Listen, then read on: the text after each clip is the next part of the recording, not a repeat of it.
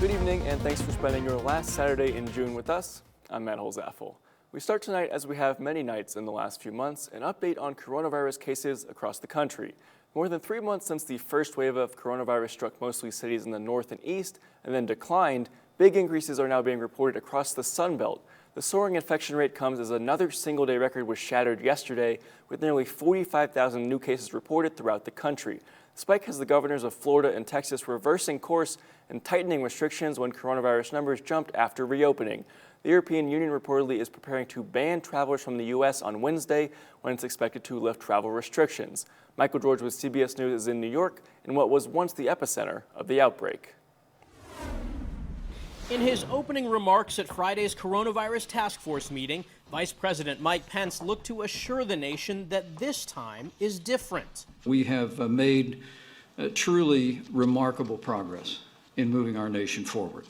Touting a recent jobs report, the vice president said all 50 states are opening up safely and responsibly, and that the country had flattened the curve from the initial COVID-19 outbreak in March. The reality is we're in a much better place.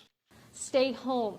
Harris County, Texas Judge Lina Hidalgo had a more urgent message, with hospitals in the Texas Medical Center now reporting intensive care units 100% full. Harris County is reimposing stay-at-home orders. Our situation is far worse today than when we issued the first stay-home order in Harris County and when the state issued their first stay-home order. This is unacceptable. Texas reported more than 5,100 COVID patients are currently hospitalized, another record high for the 15th consecutive day. On Friday, Texas Governor Greg Abbott ordered bars across the state to close again. They're an environment he now says stokes the virus. If I could go back and redo anything, it probably would have been to slow down the opening of bars. Now seeing in the aftermath of how quickly the coronavirus spread in the bar setting. Governor Ron DeSantis announced a similar order in Florida. People want to be social. They want to interact. And His state reported nearly 9,000 new coronavirus cases. That's a 62% increase from Florida's previous record set earlier this week. In response, Miami-Dade County will close its beaches next Friday ahead of the 4th of July weekend. 31 states have reported a jump in cases compared to 2 weeks ago. Delaware, Maine, and New Mexico are among the latest to scale back reopening. As the virus continues to spread throughout the Sun Belt, the White House task force is imploring everyone to play their part. We can be either part of the solution or part of the problem. And in Montana, 23 new cases of coronavirus reported since yesterday. That makes 4 days in a row the state has seen over 20 new cases reported. First time that has happened since the beginning of the pandemic. With 851 confirmed cases and 226 active cases, Montana is one of just 3 states still under the 1,000 case threshold. We have surpassed both Hawaii and Alaska in total cases, according to the Centers for Disease Control and Prevention. Cascade County has seen 27 total cases, including 10 currently active. Lewis and Clark County reporting 25 total cases. 9 of those are currently active. While some scientists are working to find a vaccine for coronavirus, others are working on something almost as big. A way to predict where coronavirus cases will spike next. As Chris Conti shows us, it would allow communities to make changes before the virus takes off. As we shield ourselves in any way possible from the virus, there are some parts of the country handling social distancing better than others. This is a public health problem. It's not a private health problem. It's a public health problem. So if I get sick, I could make 3 other people sick. Dr. Bhaskar Chakravarti leads the Fletcher Institute for Business at Tufts University. He sat down with us to explain a new study he's been working on while the nation shut down. They analyzed mobility data from across the country. We're also studying the United States as 50 different countries because each state, in many ways, is going in a somewhat different direction. Here's what he and his team have discovered. The top 3 states who are practicing social distancing the most: New York, New Jersey, and Massachusetts. The worst: Nebraska, South Dakota, Arizona. What does that mean for the virus? Higher contagion rates where there's less social distancing happening. In this post-pandemic moment, each state is going in a somewhat different direction as to how it's managing the pandemic. In bigger cities with higher rates of infections, the study found that people responded better to restrictions because they could see the impact that coronavirus was having around them. Dr. Chakravarty hopes public health officials use his findings to make more uniform policies nationwide. We have to have some consistent systems in place. I can't breathe. Something else that worries Dr. Chakravarty, the way in which COVID and politics have suddenly collided. This whole issue of COVID has become a political issue. So even the act of wearing a mask has become a political statement. You never want to mix politics with anything. You definitely don't want to mix politics with public health. Please wear a mask. A dangerous combination that the nation is very much still dealing with. In Boston, I'm Chris Conti reporting.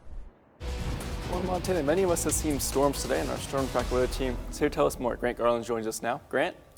Yeah, you're exactly right, Matt. I mean, it's kind of like a minefield out there right now, and we're seeing a lot of showers and thunderstorms, and already I've seen one severe thunderstorm. Let's go ahead, though, and zoom on in where we're seeing the worst of the storm. Right now, it looks like we have a line that's moving towards Malta. Fort Belknap getting clipped by the storm. Also, Winnett getting in on some action. This is all headed out towards Glasgow, but I mean, we're still seeing thunderstorms south of Havre as well as around Winifred and northwest of Lewistown. As we go closer to our neck of the woods, we're looking at a lot of showers and thunderstorms really staying south of Great Falls for the moment. Stanford, though, looking in on getting in some rain. Also down towards Deer Lodge, heading towards Helena, we're seeing a lot of showers and thunderstorms moving in. Now, we have only seen rain that has moved over our sites, and one location in Havre almost picking up 3/10 of an inch of rain with that thunderstorm earlier this afternoon.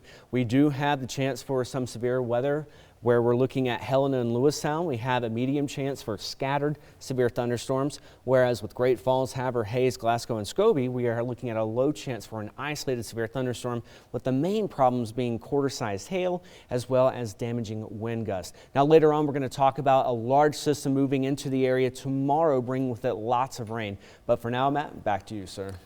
All right, Grant, when it's not raining, the middle of summer is prime hiking season in Montana. But if you're a traveler or a local looking to enjoy the Treasure State's wide open spaces, make sure to watch where you step. Here's MTN's Isaiah Dunk with more. This is probably not the sound you want to hear if you're out and about on central Montana's trails. The prairie rattlesnake, Montana's only venomous snake, is found throughout the state. But as its name implies, they're mostly found on the plains east of the Rockies. And that means a simple day trip to First Peoples Buffalo Jump near Great Falls gives you a decent chance of getting close to one. If you're going to see them, they'll be pretty obvious. We encourage folks to stay on the trail just for that reason, so you can really spot them. Most of the time, they're going to try to get out of the way of you, and a lot of times folks will actually walk by them without realizing they're there. That's been the case for Chris Larson, a traveler from South Dakota who's been recreating on the Montana plains and rivers for the past 2 weeks and hasn't heard a single rattle. They warn you. They don't want to tackle something as big as us. I grew up in Southern California when they had diamondbacks, and they do the same thing. When they're coiled up and rattled, you just give them all the space. They really don't, unless you surprise them or don't heed their warning of the rattles. The prairie rattler likes tall grass, riverbanks, and rocky outcrops that face the sun. If you go out, walk with a group, keep your dog on a leash, and consider a walking stick. And if you hear that sound, if they rattle, make sure you know where the snake is, but then just kind of back away slowly. Oftentimes the snake is just trying to figure out kind of what you're going to be doing, so just back away, give them some space. According to Montana Fish, Wildlife, and Parks, only about 5 or 6 people a year get bit in Montana on average. Carlson Thompson said if you get bit, the biggest thing to do is remain calm and call 911. Panicking or running for help only increases blood flow and spreads the venom. But overall, he said, don't be scared, just careful. In Great Falls, Isaiah Dunk, MTN News. And Carlson Thompson said the prairie rattlesnake can be active anytime there is no snow on the ground.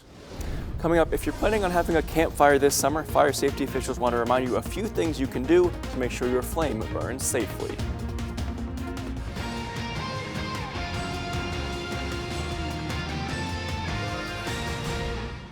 Powered by the Montana Television Network.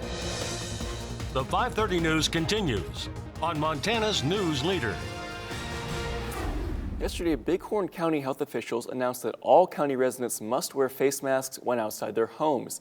Officials cited the recent increase in coronavirus cases as the reason for the mask mandate. Masks will be required when within 6 feet of another person. Bighorn County Jay Harris says his office will not enforce the order, though. He says prosecutors must always ensure the protection of rights and liberties of citizens.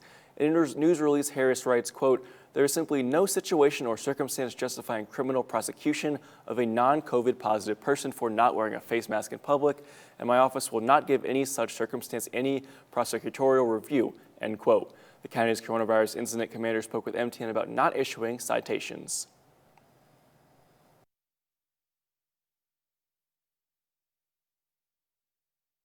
This was a very tough decision. We debated it for at least 2 hours back and forth.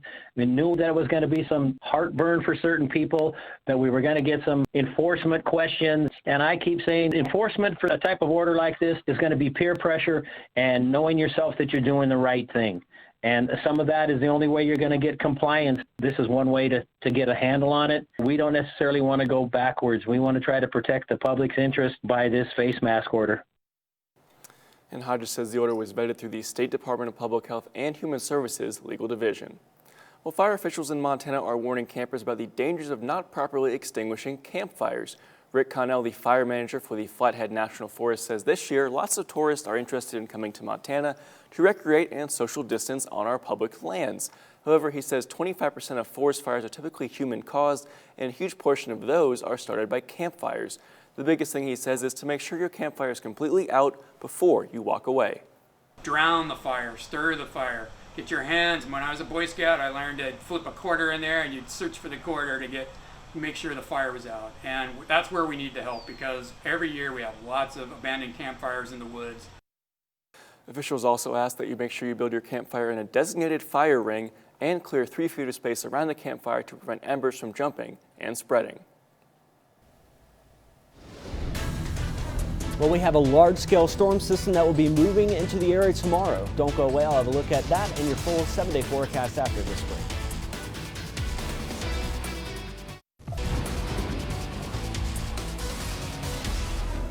Welcome back, everyone. We do have a large playing field, almost like a minefield of showers and thunderstorms impacting a lot of folks, really now starting to make its way into the Great Falls area as it's been moving up towards Havre as well as Glasgow. But going ahead and zooming in here, we're looking at this thunderstorm that's kind of started to bow out. And I mean, it's impacting folks from Fort Belknap all the way down towards Hayes, and we're looking at it traveling towards the northeast. So Glasgow, you guys are going to be looking at this storm here shortly, as well as those as in Hinsdale. Now, not only that, but we're also seeing showers and thunderstorms making their way through Deer Lodge up towards Wolf Creek and Helena, and we're going to continue to see that motion for the next couple of hours. So heads up, this isn't going away anytime soon. Also looking at a lot of lightning strikes close to Belt and as well as Geyser, and this is all again traveling towards the northeast. So heads up on that. This is what we're expecting. We're also looking at out towards Rygate. We're seeing a lot of showers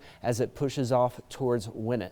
Now, how much rain have we seen? Well, we haven't really been looking at our thunderstorms making their way over our weather sites. However, for one of our cities, though, up towards Havre, where we had that severe thunderstorm earlier, well, you guys have picked up roughly around 3/10 of an inch of rain, and it'll be interesting to see what happens as these storms continue to move over Lewistown.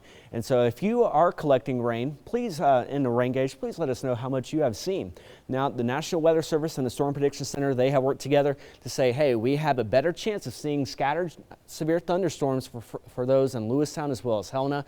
Whereas if you, excuse me, if you go up towards Great Falls, Havre, as well as Hayes and Glasgow, you're going to have a less likely chance of getting maybe an isolated severe thunderstorm. But any severe thunderstorm that is able to develop, you're going to expect damaging wind gusts, 60 miles an hour, quarter-size hail, it is possible, along with frequent lightning. So just keep an eye out on that. And as we go throughout the next couple of hours, we're going to actually start to see supposedly a bulk of moisture that starts to travel towards Lewistown, and as it does so, it's going to make its way out towards Glasgow. We're going to start to see some intensity there, continuing to really pick up strength. This is around 11 p.m. before it does exit out right around 1 in the morning. And then we're going to start to see our next storm system move in, and this is one where we're actually looking at a flash flood watch that's going to be in place tomorrow night through Wednesday. We're looking at about 3 miles in the atmosphere with the white contour. So we have a low pressure system that's going to kick up a lot of moisture. This is around 6 p.m. tomorrow night. As we continue throughout the night into Monday morning, we're going to need to make sure that we're giving ourselves a few extra minutes for that morning commute, as we do have a chance for showers and thunderstorms all throughout the day, especially down towards Helena. And then by 5 p.m., I mean, we're still just seeing this mass just staying over us, and we're not really going to get any relief from it until after Wednesday. How much rain could we, though, see in the next 48 hours? Well, with that storm system moving in, we could be looking at anywhere from 2 to 3 inches here in Great Falls, 1 to 2 inches in Helena. And as we go up towards the Rocky Mountain front, you guys could be looking possibly at 6+ inches. So we definitely just want to make sure that you are staying weather aware and staying safe during this time. Remember, turn around, don't drown if you see any running water along the roadway. 78 degrees in Great Falls, 67 in Helena, and for Benton, 81, and Cut Bank, 77. As we go throughout the night, temperatures will drop to around 50 degrees, 66 degrees tomorrow. We're looking at an 80% chance of showers and thunderstorms for Great Falls, 100% chance, though, of showers on Monday. Tuesday, 70% chance. I mean, we're going to really get a good soaking for the next 4 days. By Thursday, though, mostly sunny skies. Friday, partly sunny. And then for July the 4th, next Saturday, we could be looking at an isolated chance for a thunderstorm or two. In the same situation for Helena, except we're looking at a better chance for rain tomorrow before we start to just need to have our umbrellas for the next 4 days. Don't go away. We'll be back right after this break. Powered by the Montana Television Network. The 5:30 news continues on Montana's news leader. Welcome back. At least one football player at Montana State University has tested positive for coronavirus, multiple sources close to the program told MTN Sports. The case comes after the university opened up some of its facilities for voluntary athletics-related workouts on June 1st, the same day that Governor Steve Bullock announced Montana was moving into Phase 2 of its reopening plan. According to the sources, the Bobcat football player tested positive late last week. We have more in this story on montanasports.com. Today marks the 15th annual Blast from the Past car show and drag races down in Helena. MTN's Alexi Aguayo was at the event. Cars drive in and get cleaned up for the 15th annual Blast from the Past car show and drag races. An estimated 350 vehicles from all over the country showed up to showcase their rides. This is some of the nicest cars you'll ever see at a show in Montana. Even Amanda and Joe Martin from Motor Trends TV Iron Resurrection were at the car show. For the president of the organizer, Helena Valley Timing, this event celebrates community. The car club hobby, it's a big family. We all get along, we help each other out, and it's fun to meet new people each show you go to and see some new cars. For Lennis and his 1969 El Camino Supersport, this car show is a way to keep the vintage car period alive. The older generation are getting older and it's leaving. It's sad, and the younger generation isn't into the cars as much, you know, the older cars as we are. So just to keep that going is pretty neat. Lennox explained to me why he enjoys working on vintage vehicles. The newer cars, they're computerized. You're pretty much at the mercy of the dealer. This one here, pretty much at the mercy of your own knowledge. All proceeds from the event go to a scholarship fund to support students in the automotive industry. In Helena, I'm Alexi Aguayo, MTN News. Now, according to the organizer, over $100,000 in scholarships have been given to students since the event began 15 years ago. The drag races of the event are scheduled for Sunday at 10 a.m. at the Rocky Mountain Fire Training Center. We're back with a final look at your weather forecast after this. So just want to give another heads up. We are looking at severe weather possible now through the evening. The best chance to see any scattered showers and thunderstorms become severe will be down towards Helena as well as out towards Lewistown. Now tonight, temperatures are going to fall down to around 50 degrees for us here in the Great Falls area as well as down towards Helena. A little bit cooler in White Silver Springs at 48 and 54 degrees in Havre. Going throughout the day tomorrow, we will see our chances for showers start to vamp up as we head into the late afternoon hours into the early evening hours, and that's for us, and we're gonna see a better chance for that down towards Helena. Overall, tomorrow we will see temperatures warm up to around 66 degrees. Have that umbrella with you though, as we're gonna be looking at periods of rain all throughout the next 4 days, as well as not only for us but our friends down towards Helena too. And we could see even an isolated thunderstorm or two for July the 4th. Well, one woman is walking away with a new 2020 Honda Insight after winning the Honda Classics Birdies for Children contest this week. Jurgita Wade was one of 47 people to guess correctly that there would be 1,172 birdies at the Honda Classic. Wade said she came up with the winning number in a very unique way, too. 11 for 11 years of marriage, 7 is her lucky number, and 2 for 2 young daughters. And a new car. That sounds like a good deal to Maybe me. this is how we should approach things. I think, yeah, if you want to send us a new car for guessing birdies, yeah. We'll see you back here at 10 o'clock. Thanks for watching. 11, 7, 2. Okay.